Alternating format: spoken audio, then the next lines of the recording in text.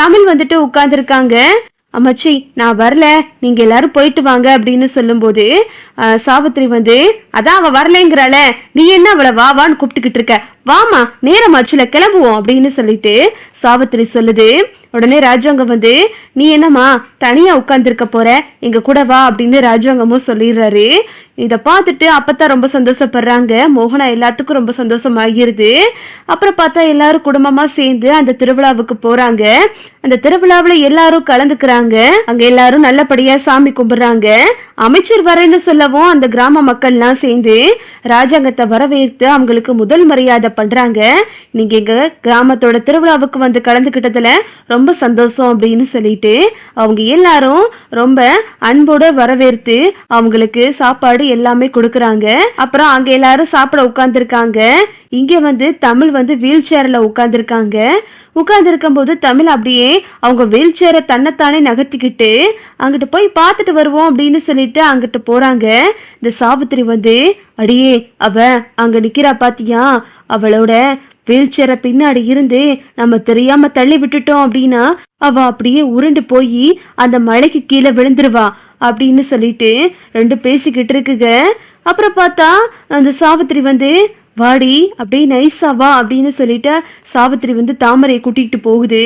அம்மா அவ வயிற்றுல வளர்ற குழந்தை தானே நம்ம அழிக்கணும்னு சொன்னோம், நீ என்னடானா அவளை முழுசா கொல்ல பாக்குற அப்படின்னு சொல்லும் போது நமக்கு ஒரு கல்லுல ரெண்டு மாங்காடி, இங்க இருந்து தள்ளி விட்டோம்னா அவ எப்படியும் உயிர் பொழப்பாளோ பொழைக்க மாட்டாளோ, இதுல அவ குழந்தை எங்கிட்ட உசுரிட வரப்போகுது அப்படின்னு சொல்லிட்டு சாவித்திரி சொல்லிக்கிட்டு இருக்கு.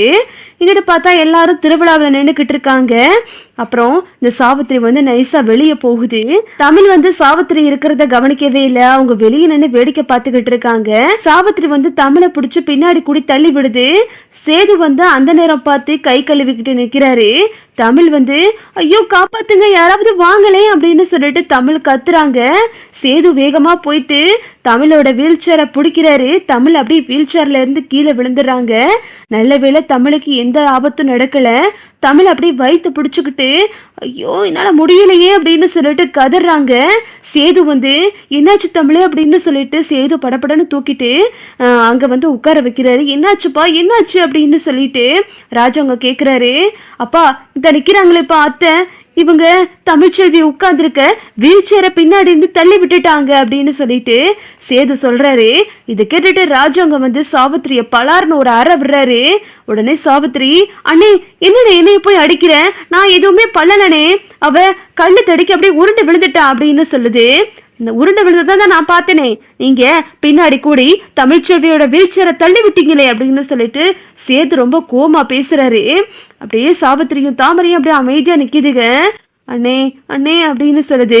நீ நிப்பாட்டு சாவித்திரி, புள்ளத்தாச்சி பிள்ளைய எப்படிதான் உனக்கு இப்பெல்லாம் பண்ண மனசு வந்துச்சுன்னு எனக்கும் தெரியல, நீ எல்லாம் என்ன ஜென்மமோ புரியல எனக்கு சாவித்திரி அப்படின்னு சொல்லிட்டு ராஜாங்க ரொம்ப கோமா பேசுறாரு.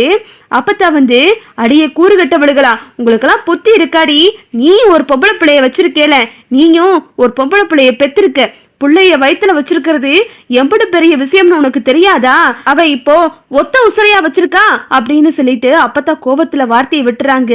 என்னம்மா சொல்ற, தமிழ்ச்செல்வி வயிற்றுல விளருது ஒத்த உசுறு தானே அப்படின்னு சொல்லும் போது ஆமையா நான் தெரியாம பேசிட்டேன், அவளையும் சேர்த்து சொல்லிவிட்டேன் ரெட்ட உசுறுன்னு சொல்லிட்டு அப்படின்னு அப்பத்தான் அப்படியே சமாளிச்சிடுறாங்க. அப்புறம் பார்த்தா எல்லாரும் வந்துட்டு தமிழை வந்து தொட்டு பார்க்குறாங்க. அந்த கிராம மக்கள்லாம் வந்து தமிழுக்கு செய்ய வேண்டிய வைத்தியத்தை செய்கிறாங்க. ஒன்றும் பிரச்சனை இல்லை, உங்கள் மனைவி ரொம்ப நல்லா இருக்காங்க, ஏதோ விழுந்ததுல கை காலில் அடிபட்டுருச்சு, மருந்து போட்டால் சரியாயிரும் அப்படின்னு சொல்லிட்டு அவங்க எல்லாரும் சேர்ந்து தமிழுக்கு மருந்து போட்டு சாமியெல்லாம் கும்பிட்டு விபூதி பூசி சரி பார்த்து போங்க, இருட்டு நேரமாச்சு, சீக்கிரமா போய் சேருங்க அப்படின்னு சொல்லிட்டு அவங்க எல்லாத்தையும் வழி அனுப்புறாங்க. இந்த சாவித்திரி வந்து கடைசியில மூக்கு உடப்பட்டு தான் கிளம்பி வருது. இதுதான் அடுத்தடுத்து நடக்க போகுது. ஓகே வியூவர்ஸ், இந்த வீடியோ உங்களுக்கு பிடிச்சிருந்தா லைக் பண்ணுங்க, ஷேர் பண்ணுங்க, மறக்காம நம்ம சேனலை சப்ஸ்கிரைப் பண்ணிக்கங்க. தேங்க்ஸ் ஃபார் வாட்சிங்.